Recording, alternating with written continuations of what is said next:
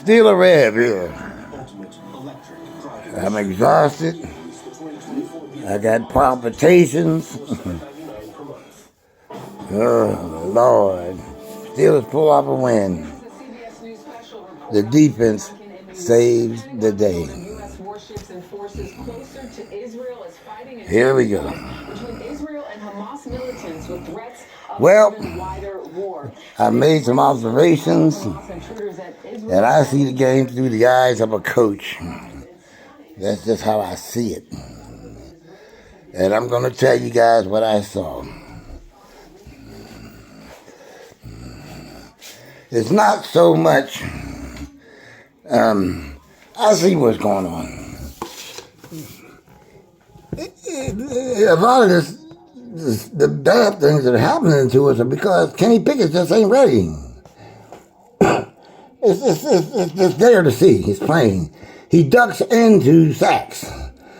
He tucks the run too soon, and he's still playing, trying not to get hit. Especially against Baltimore, because that's where he got concussion at last year. You can't play scared to get hit in the NFL. You just won't make it. You'll end up bouncing to 2 or 3 teams before they get tired of your mess, and then you'll be watching with us. He's missing wide open men. Wide open men. He's throwing the ball away when he's got 6'8" and 6'4" and 6'3" players that he can just throw the ball to, and they'll go up and get it. On that 2-point conversion in the fourth quarter, he had Darnell Washington wide open. He's 6'8", 275 pounds. Who's going to check him? The one time he did get defended, it was pass interference, and blatantly so, they just didn't call it. It wasn't his fault. And he also got Pickens. He could have hit. But he's throwing, he's playing like Ben a little bit, and he's been listening to Ben, so that's probably why. He's zeroing on 1 or 2 particular players that he wants to throw to, instead of seeing the field and doing his progressions and his checkdowns. Even if the rush is too heavy and heated, you got to find somebody that's going open and lead them and throw that ball decisively. And that's the other issue that I was going to get to. Kenny's not being decisive. At the end of the season last year, he was having fun, and he did do it.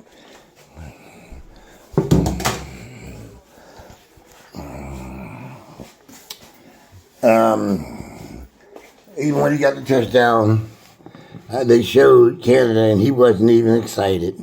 He was relieved, I know, because Kenny is just not performing. And that's probably why he's getting these vanilla calls, because he's trying to keep it basic for the kid. But at the same time, Canada's game plans are crap. I mean, really, he was a great coach in college, but that doesn't translate when you're dealing with grown men. It's a whole different story, and a whole different platform, and a whole more scientifically complicated schemes that you're up against. He's failing to make the adjustments necessary, even for Kenny's failings. You've got to be, as a coordinator, know your quarterback strengths and come up with game plans that will work with that. If you're going to build your offense around this guy and make him the franchise quarterback, then you've got to adjust your calls, your plays to his strengths, and have contingency plans and alternative plans. A bit of both. They're interchangeable. Then there's another issue. Patrick Peterson, I love him. He's a great guy, and he's a good leader. He can't keep up with these young stallions, these young stud runners, these receivers, and he's giving up big plays. He's getting burned. But our biggest problem on defense remains the tackling and Levi Wallace. Every big play they made was over or in the direction of Levi Wallace, as usual, except for one. I'll say two, but really it's one. I was being generous. Levi Wallace is not a starting cornerback. He's just not, and he shouldn't be ours. If I had to give a game ball out, I would give two. One to Joey Porter Jr. because this is the third game that he saved this year. The third game that he saved this year. And, of course, Pickens. He kept his composure. He wanted that ball and they didn't get it to him. He got held. He got interfered with three times. He got held once and just straight interfered with and grabbed and pushed two other times. So, yeah. But he still got his 130 yards and a touchdown. And my hat's off to you, George Pickens. I'm sorry, but if they changed what they're doing, he's going to leave when his contract's up. Because he knows he's great. And he's going to go where there's a quarterback that can get the ball to him. So we better get things in order, or we're going to lose him. I hope Calvin Austin's all right, well, he is all right. They just didn't throw to him. He and Pickens and Washington were open the whole game. And Washington, the one time that they did throw to him, the guy hit him from the back, and even the announcer said it, and they just didn't call it. And Kenny didn't throw at him no more, except when he threw the ball low. You don't throw 3 feet off the ground to a guy that's 6'8", 270-something pounds. So that wasn't his fault. He knows how to get open, and he's going to be hard to get down if you give him the ball. Wow, that was a really, really, very menacing game. It was really nerve-wracking. Our defense played their hearts out, even though they gave up. They didn't crack. They held the Ravens to 10 points, which is a lot to do. But that's a typical Steelers-Ravens game. We always keep Lamar basically in check, but our tackling was terrible. Kudos to TJ and Alex Highsmith because they turned it up, and what they had today, we ain't been having, and that's pressure up the middle and help from Quan Alexander the Thumper. He stepped up today. Quan, you the one. You did it. But again, they had JP Jr. in there more, and he was in on 3 crucial plays in this game. And like I said, this is the 3rd week in a row that he is actually the guy to save the game. Yeah. So get that boy on that field, Coach Tomlin. Let him play. Chooks Okafor needs to sit down.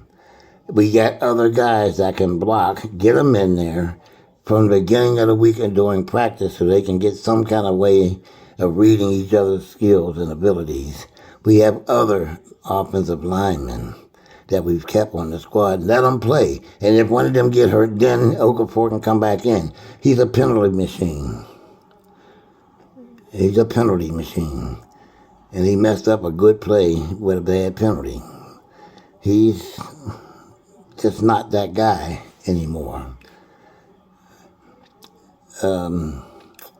Najee, that foot is bothering Najee. I don't care what nobody say. I have Liz Frank tears on both my feet. And from the time I got the first one, I was never able to run again. Well, I wasn't able to cut, period. And I used to know how to cut. You just can't. It's too painful, or it just won't work when you try it, and your leg will collapse under you. And then I got another one in the other foot, and I have not been able to run since then. And that's a long time. Look at my pace. It's been a long time. I have not been able to run. And that was something that I loved to do, is just run. I would just break out running just to do it. Because I like the way the wind feels against my face. Ooh, but I can't do it. So I hate to say it. I wanted a Najee jersey. But now, Najee's not Najee. And I already got a 30. Yeah. Najee's not Najee. He's missing the hole because he's afraid to cut. He's missing the gaps and running right into the pile. And that's why he's getting 2 and 3 yards per carry. Warren is a monster. And I've liked him from day one, too. So I'm not going to say nothing, but yeah, Warren. That's what I'm going to say. Warren. Kenny, you got happy feet. And you're tucking and running too soon. You know, we accused Josh Dobbs of that. And sat him down and then cut him 2 times, 3 times we cut him, whatever. Yeah. We never liked the quarterback that tucks the ball and runs too soon. But you're dancing around back there scared to get hit, Kenny.